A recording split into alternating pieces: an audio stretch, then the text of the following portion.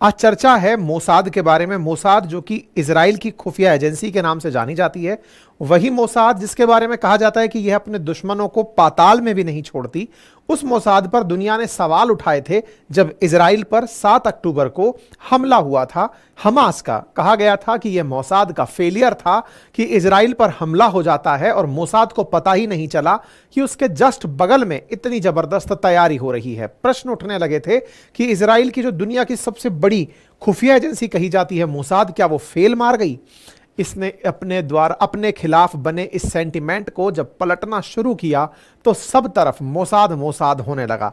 मतलब कुछ इस तरह से हुआ कि लोगों ने इनके द्वारा किए गए कृत्यों को जब बाद में होते देखा, जहां एक बार आपकी फेलियर की बातें हुई, लेकिन जब आपने फेलियर को सक्सेस में बदला तो हर तरफ मोसाद, वहां मोसाद होने लगा। क्यों?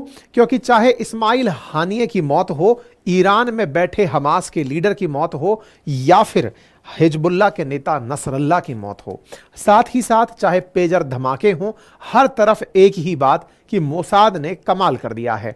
मोसाद ने इजराइल में रहते रहते दुश्मनों को जहां जहां छुपे हुए हैं, चाहे ईरान में हो, चाहे गाजा पट्टी में हो, चाहे लेबनान में हो, उन्हें पटखनी दे दी है। इसका मतलब मोसाद ने अपने खिलाफ बने सेंटिमेंट्स को तो पलट दिया।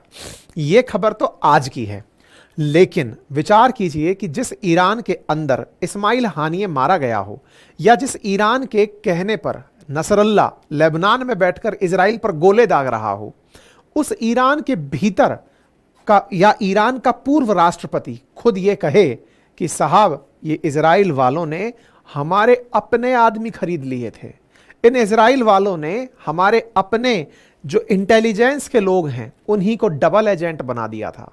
चर्चा है इन व्यक्ति की जिनका नाम है अहमदीनेजाद। जिस तरह से इब्राहिम राइसी या फिर आज के समय पर पजेश्कियन राष्ट्रपति हैं ईरान के, ऐसे ही अहमदीनेजाद ये ईरान के राष्ट्रपति हुआ करते थे।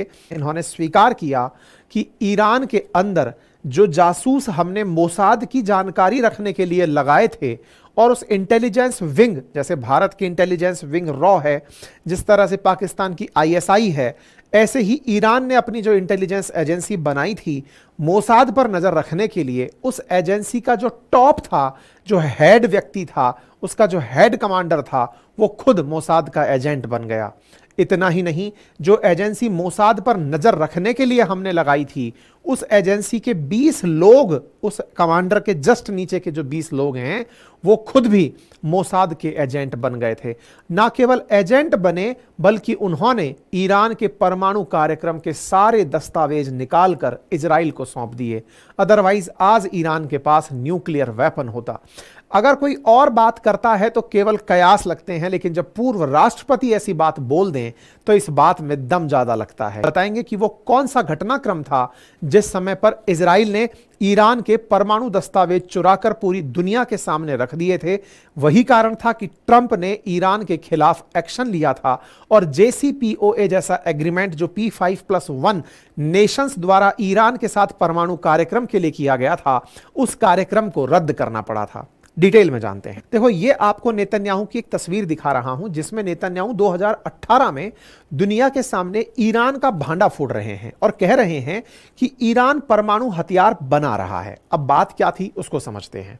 देखो, क्या था कि दुनिया भर में जो परमाणु शक्ति संपन्न राष्ट्र हैं वो अपनी परमाणु शक्ति बढ़ा रहे थे।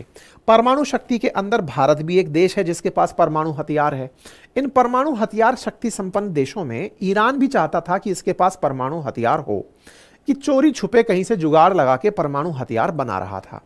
इसके बारे में इजराइल के मोसाद को पता चला। ऐसे ही अमेरिका की तरफ से अमेरिका की खुफिया एजेंसी को पता चला। इनको पता चला तो इसको एक अलग तरीके का लालच दिया गया। वर्ष 2015 में जब ओबामा का शासन हुआ करता था तो इन्हें एक लालच दिया गया और कहा गया कि आप एक काम क्यों नहीं करते। बोले बताइए। बोले आप हमारे साथ में एक एग्रीमेंट कर लो अमेरिका के साथ। बोले सर क्या एग्रीमेंट है? बोले एक एग्रीमेंट करते हैं जिसे नाम दिया जाएगा JCPOA, joint comprehensive plan for atomic energy. इसमें क्या था? बोले इसमें हम परमाणु शक्ति संपन्न जो 5 टॉप कंट्री हैं जो कि यूनाइटेड नेशन सिक्योरिटी काउंसिल के मेंबर हैं, +1 के अंदर यूरोपियन यूनियन इंक्लूडिंग जर्मनी। बोले हम 6 देश मिलकर के आपके साथ एक एग्रीमेंट करते हैं।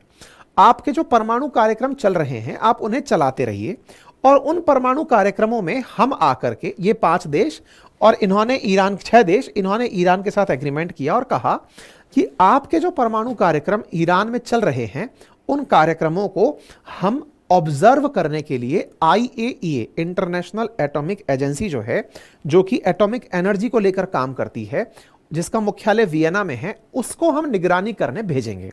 वो आपके यहां पर आएगी, जहां जहां आप परमाणु रिएक्टर्स का काम कर रहे हैं वो उन्हें चेक करेगी। ईरान ने कहा मुझे बदले में क्या मिलेगा? बोले आपको बदले में एनरिच्ड यूरेनियम मिलेगा, जिससे आप न्यूक्लियर रिएक्टर चला सकते हैं। बोले न्यूक्लियर रिएक्टर चलाने से क्या होगा? बोले न्यूक्लियर एनर्जी मिलेगी। बोले मैं एनर्जी का क्या करूंगा, मेरे पास तो तेल और गैस खूब है। बोले एनर्जी तो आपको मिल ही रही है, साथ में हम आपके ऊपर से सैंक्शंस हटा देंगे, इससे ईरान की तरक्की होगी। ईरान ने लगा कि यार कम से कम चलो इनसे दुश्मनी मोल लेने से अच्छा है दोस्ती कर लेते हैं। ईरान ने दोस्ती कर ली।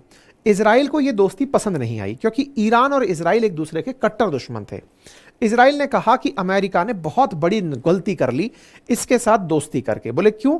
बोले अब तो ये यूरेनियम जो इसको मिलेगा उसका भी न्यूक्लियर बम बनाएगा, क्योंकि एनरिच यूरेनियम ही न्यूक्लियर बम में चाहिए होता है। आप इसको रिएक्टर के लिए देंगे, ये बम में उसको उपयोग में ले लेगा। चलिए कोई बात नहीं, लेकिन इजराइल को अपनी बात को सत्य सिद्ध करना था। तो इजराइल ने क्या किया, 2017 में अपने खुफिया एजेंट्स को कहा कि ईरान के खुफिया एजेंट्स को खरीदो। ईरान के खुफिया एजेंट्स को खरीदा गया और उन्हें खरीद करके इस तरह से कन्वर्ट कर दिया गया कि वो इजराइल के लिए काम करने लगे। और कहा गया कि देखो अब तुम्हारे ऊपर कोई डाउट नहीं है, क्योंकि तुम्हारी और अमेरिका की मित्रता हो चुकी है, तुम्हारे ऊपर कोई सैंक्शन नहीं लगा हुआ है। तुम एक काम करो, अब ये ढूंढ कर लाओ कि क्या ईरान वाकई में न्यूक्लियर बम बनाना चाहता है। उन लोगों ने पूरी खोजबाल करके वो जानकारी जुटा ली, जहां ईरान के तिजोरियों में हजारों कागज रखे हुए थे न्यूक्लियर बम को बनाने के। जहां ये सीक्रेट जगह थी जहां पर बम बन रहा है, उसकी सारी लोकेशंस रखी हुई थी। इजराइल ने अपने खुफिया एजेंट्स से, ईरान की मदद से, ईरान के खुफिया एजेंट्स की मदद से वो सारे दस्तावेज चुरा लिए। अब सुनो, ये दस्तावेज चोरी हुए और इन दस्तावेजों को चोरी करके जो ये बेंजामिन नेतन्याहू हैं, इन्होंने चोरी करके इजराइल मंगा लिया और इजराइल मंगाकर दुनिया के सामने सारे दस्तावेज खोल के रख दिए कि देखो तेहरान के अंदर फला जगह से हमारे द्वारा वेपन, वो डॉक्यूमेंट्स लाए गए हैं, डॉक्यूमेंट्स लाए गए हैं। और दुनिया का कोई भी देश अगर आकर हमारे पास इन डॉक्यूमेंट्स को चेक करना चाहता है तो ये सारी की सारी मैं पीपीटी चला रहा हूं, देख लो इन लोगों ने क्या किया है। भाई साहब, ट्रंप तब सरकार में आए थे। ट्रंप ने 1 लाख से अधिक पेज वाले इस दस्तावेज को कंफर्म किया कि यार ये तो गजब कारनामा कर दिया, आप उनके न्यूक्लियर डॉक्यूमेंट चुरा कर ले आए। तो बोले भाई अगर तुम्हारे डॉक्यूमेंट सही हैं, तो अमेरिका ने क्रॉस चेक किया, डॉक्यूमेंट सही निकले। जब डॉक्यूमेंट सही निकले तो इन्होंने सारे यूरोपियन ऑफिशियल्स को बुलाया नेतन्याहू ने कि आ जाओ और चेक कर जाओ, अगर मैं गलत हूं तो मुझे बता जाओ। मैंने सारी खुफिया जानकारी निकाल ली है।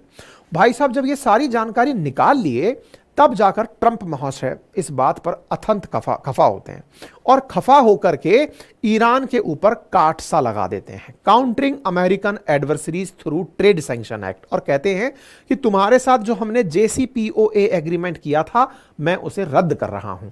और ट्रंप ने तत्काल प्रभाव से उसे रद्द कर दिया। तो इजराइल का कारनामा था जिसने ईरान के न्यूक्लियर कार्यक्रम को रोका और ट्रंप से इनके ऊपर सैंक्शंस लगवाए।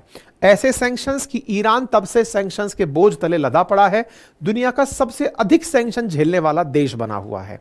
यह था मोसाद का पहला बड़ा कारनामा जो ईरान की आज की दशा के लिए जिम्मेदार है। फिलहाल के लिए इतना ही, बाकी आप क्या सोचते हैं अपनी राय कमेंट बॉक्स में जरूर रखें। चैनल पर नए हैं तो सब्सक्राइब कर लें।